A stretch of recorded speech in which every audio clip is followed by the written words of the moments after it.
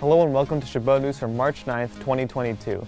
My name is Jared, and today's news will be covering Ukrainian refugees in Poland, a tornado in Iowa, and an earthquake in Oakland. In sports, Joe will be discussing an update on the MLB and a story on a transgender athlete in Iowa. We'll also have Stanley's top 5 celebrity versus bear moments. All that and more coming up on Chabot News.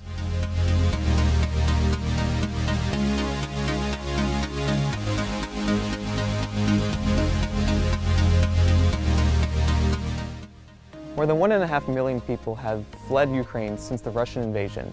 It's estimated that nearly half of these refugees have crossed into Poland. At the very worst moment in these refugees' lives, a German musician is offering them a kind welcome. CNN's Sarah Snyder introduces us to the Piano Man for Peace. As the world's newest war refugees step into Poland from Ukraine, they arrive to an unexpected sound.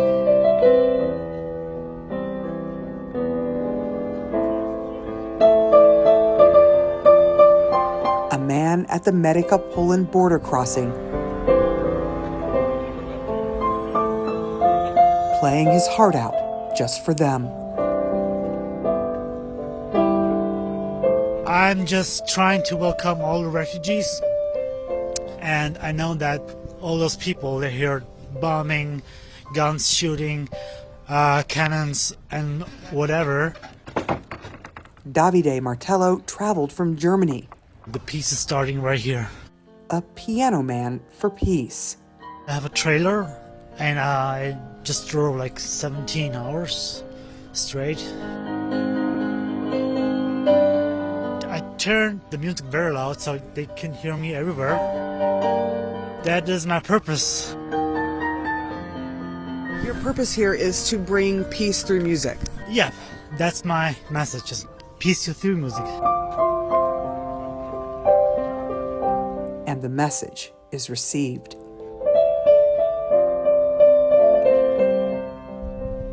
This is another stop on the Piano Man's Peace Tour.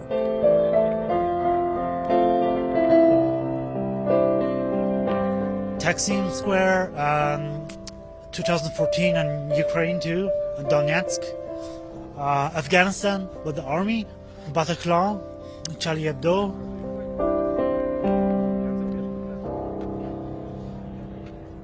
I know one place that you've been because I saw you there. Minneapolis, 2 years ago.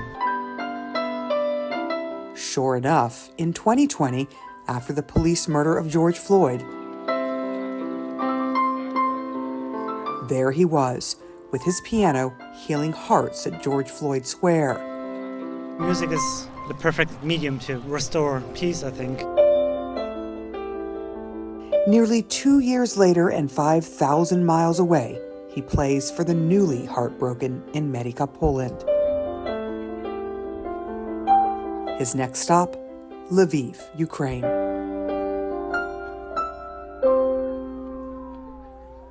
Before I die or something happens, I at least want to do something.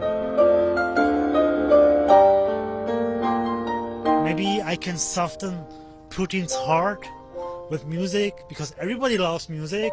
I bet Putin loves music too.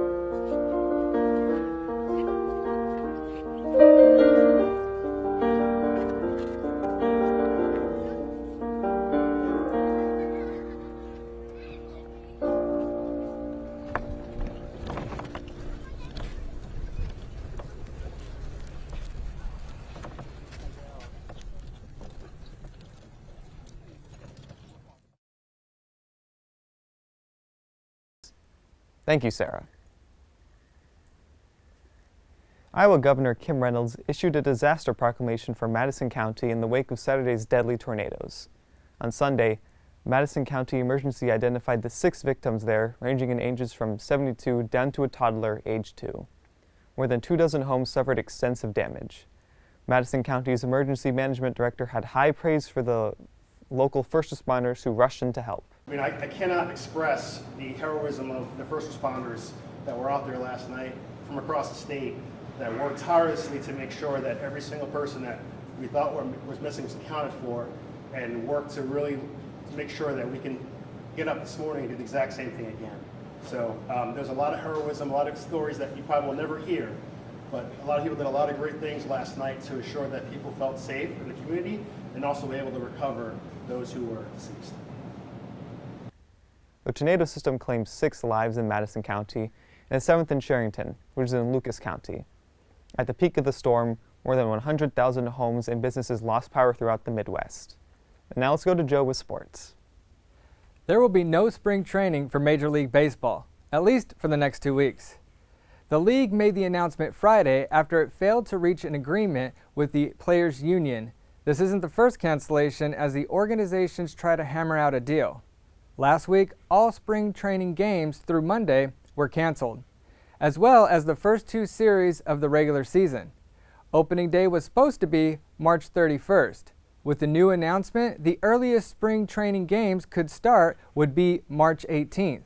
The stoppage marks the first time professional baseball has been canceled due to a labor dispute since the 1994-1995 season. Players are not getting paid for the games that don't happen. Iowa has a new law limiting transgender athletes' participation in school sports. Bill HF 2416 requires schools to prohibit transgender students from playing sports that do not match the gender they were assigned at birth. On Thursday, Republican Governor Kim Reynolds signed the bill into law. Female athletes from across the state were on hand to show their support for the bill. Because of the courage of all those who worked so hard to make this bill a reality, today we get to send a crucial message to all Iowa girls now and all those to come in the future. A message girls today so rarely get to hear. The message that women are so much more than a hormone level, that the things girls love are worth protecting, and their hard work and dedication is recognized, and their dreams can become a reality. Governor Reynolds thanked the Iowa legislator for, quote, standing up for fairness and common sense. Now we're going back to Jared with more news. Longtime Pleasanton resident Carlo Vaccarelli, who held leadership roles within the Chabot Las Positas Community College District, died earlier this month after battling cancer. He was 79. A former science instructor at Chabot College who would go on to become Dean of Admissions and Records at the Hayward campus for nearly 30 years, Vaccarelli was also known in his hometown for owning the Old Dolls and Ducks collectible shop in downtown Pleasanton for years with his wife, Gary. Vaccarelli worked or served with the college district for more than 5 decades. In addition to running the retail shop on Main Street for 15 years, which capitalized on his passion for duck stamps and other collectibles, Vaccarelli was known in the community for his years as a baseball and softball umpire for youth games.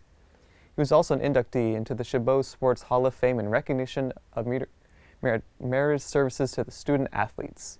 A memorial service and funeral mass for Vaccarelli was held on March 11th at St. Michael's Catholic Church in Livermore. In lieu of flowers, the family has asked for donations to either the Friends of Chabot College or the Las Positas College Foundation in his honor. Recently, a magnitude 3.3 earthquake in Oakland rattled East Bay residents, according to the U.S. Geological Survey. The USGS earthquake website showed that tremblers stuck at 2.2 kilometers north-northeast of San Leandro, but the site's interactive map revealed it was centered west of MacArthur Boulevard near 109th Avenue in East Oakland. So far, there are no reports of any damage. BART followed its usual earthquake protocols, automatically stopping all trains briefly so tracks could be checked for any damage. Trains are running at reduced speeds while BART technicians complete track inspections. Riders should expect some residual delays after the brief stoppage. The quake occurred along the Hayward Fault, a mostly right lateral strike-slip fault that runs from San Pablo Bay in the north to Fremont in the south, according to the USGS. On social media, area residents responded to the trembler. Some books fell off my shelf, one below the table. It was only 3.3, but it felt close, posted Barbara Bray. Felt that earthquake was like an enormous sideways jolt in the hills near Oakland Zoo, Tamara Holland posted. Next, let's go to Stanley for this week's Top 5. Thanks, Jared. For this week's Top 5, we're going to look at my list of the top 5 celebrities that would win a fight against a bear. In the number 5 spot, I have Nicolas Cage.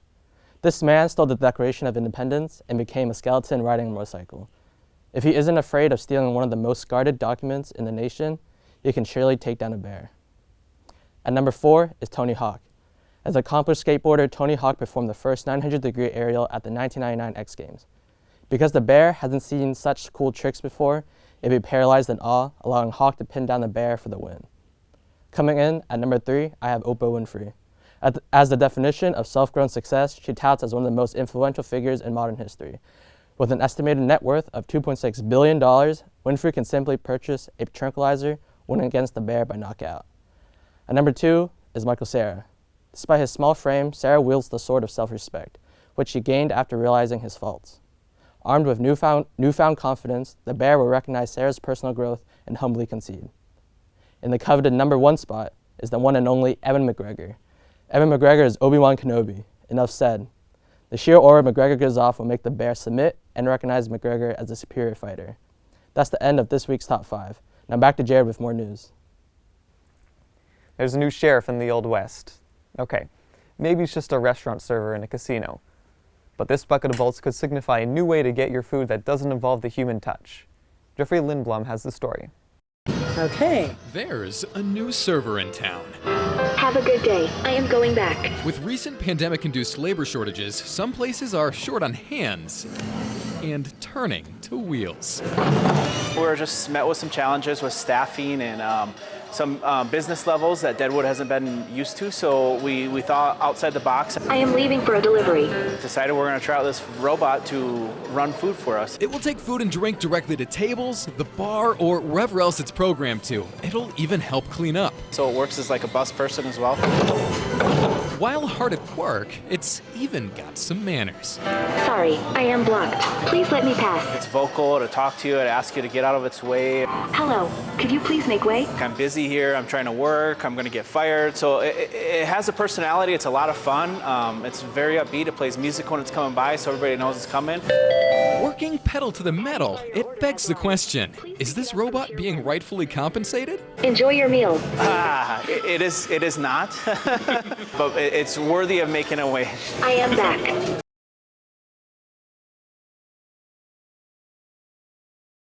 One thing we don't know is how much the casino paid for the robot. That's the key to determine how many hours it has to work before it breaks even. A cat in canvas is a little extra. He has extra toes, but now he's getting extra lovin'. After being adopted Wednesday, Jinx was just a stray with some funky feet. A congenital physical anomaly known as polydactyly, which basically just means he has extra toes that sometimes look like thumbs. It probably came in handy Thursday though, so we could give a big thumbs up to being adopted. Polydactyly isn't uncommon, and it doesn't cause him any pain.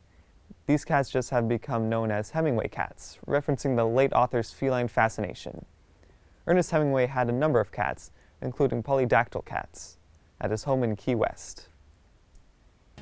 That's all for Chabot News this week. Thanks to all the students and staff in the Mass Communications Department here at Chabot College for making this production possible. You can watch us online anytime at youtube.com/ChabotTV. Stay tuned to KCTH Channel 27 for more Chabot TV.